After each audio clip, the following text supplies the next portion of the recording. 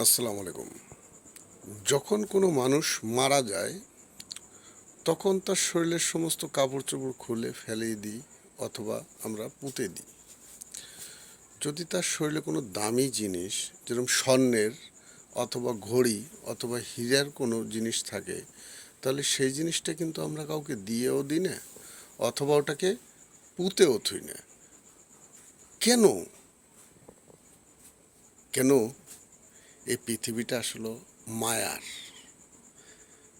ভালোবাসা, এই যে মায়া জাল, মায়ার বাঁধন, এই জিনিসটাকে বুঝতে হয়তো একটা মানুষের সারাটা জীবন কেটে যায় আশপাশ করতে করতে। বাস এটুকুই কথা। আমার মতে এই জিনিসটুকুই বুঝতে যতক্ষণ সময় লাগে একটা মানুষের।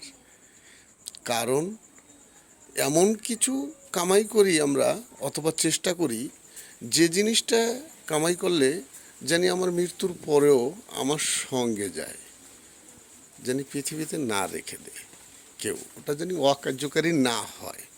যাক, যে যেখানে আছেন ভালো থাকেন। আসসালামু আলাইকুম।